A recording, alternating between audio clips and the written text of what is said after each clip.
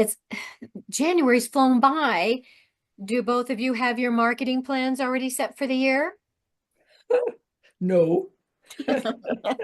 Although I do have it on my calendar. Back in December, I had a note that said review last year's business plan and update it.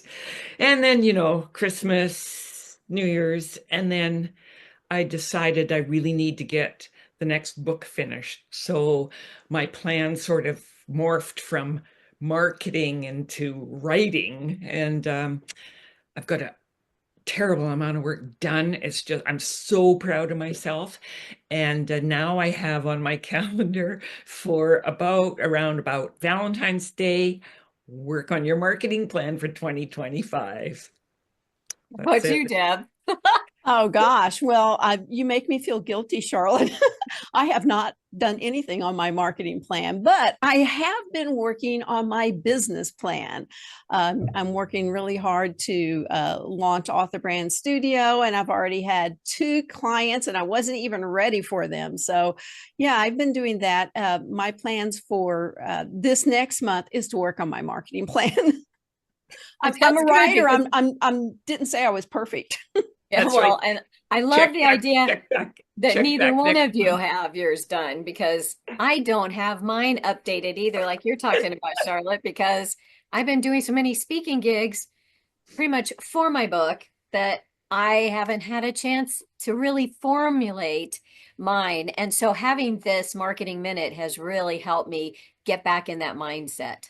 Right, right. And maybe next month when we do the coffee break in February, March, we'll be able to tell everybody, yes, we did turn our minds to our marketing plan.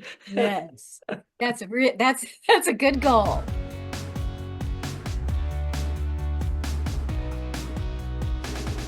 Hello, I'm Nicolette Lemon, and I'm going to start us out with the magic of 7.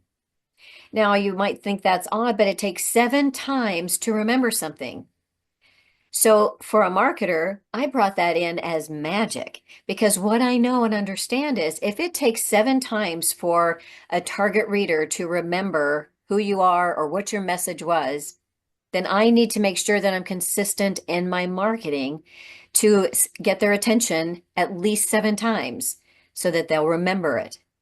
Now, with that in mind, you say, well, where did that come from? 7 times? Well, actually, in the 1930s, there were movie executives that wanted to understand how audiences were convinced to watch a film, to come to the movie.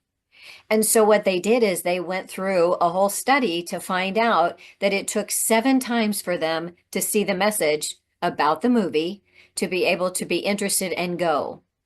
Now, fascinating that that was so many years ago, decades ago. But in marketing, it became a very important piece of designing a marketing plan. So the idea is that if you're going to build the 7 touches with your message, a graphic, a post, you have more of a chance to engage with that target reader and get a book sale. The other important aspect to these touches is the consistency of the graphics and your logo identity and your messaging, that it's got to be the same in all of your marketing and communications.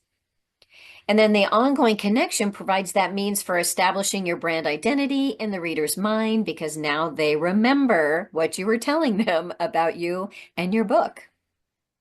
So remembering that if it's 7 times, that would be like 7 touches for a digital ad campaign. It would be 7 touches through a new book launch. It would be 7 touches to try to get them interested in your backlist if you have one. 7 touches for a speaking gig that you're going to be doing or presentation that you want them to attend.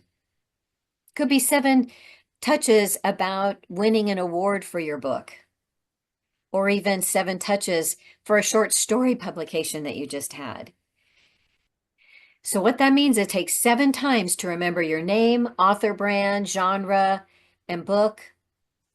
And if you can use a mix of your monthly e-newsletter, social media posts, digital ads, that 7 gives you that understanding of how to plan out each of your promotions for your book launch, for anything that you want to do to get more book sales.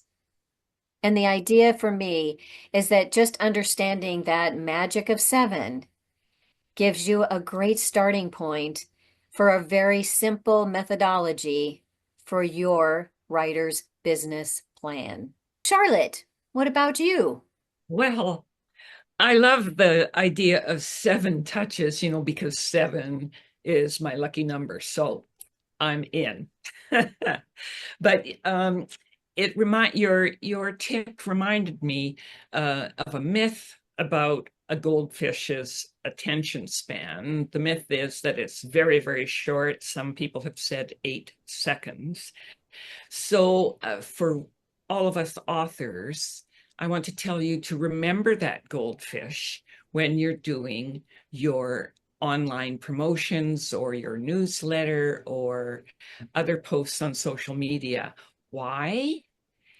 Because the attention span of a goldfish is probably 3 times as long as the attention span of the average person scrolling through social media. And you want them to stop that scroll. So to do that, make your posts as eye-catching and exciting as you can. Use images, use videos, use great graphics and text that creates a need to know in the person, and they'll stop that scroll. That's it for me. Over to you, Deb. Oh gosh, you guys are so on target with all of this. When Nikki had mentioned the branding identity, that made me think that there's actually 7 core elements that make your author brand unforgettable. There's your voice, your values, your audience connection, your consistency, your story behind the stories. And that's also called authenticity. So if you want people to stop when they're scrolling past your website or they're looking at your newsletter or they're looking at social media posts, you have to remember the 7 elements, because when those elements align, magic happens. Readers don't just find your books, they find you as a person. Mm-hmm. They want to connect with your journey. They want to engage with your message and become part of your writing universe. Building a powerful author brand is not just about following a template, it's about amplifying what makes you uniquely you. So remember, if you're nervous about this, every best-selling author, including all of us, started out exactly where you are.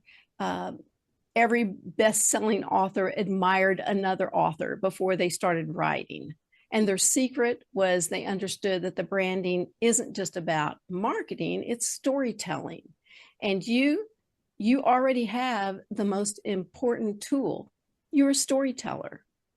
So that's what I got for you. Awesome. That's These are great ideas. And if you want to learn more, the links are down below. And if you enjoyed the coffee break today, be sure to subscribe to our channel and hit the notification bell. See you next time. Bye.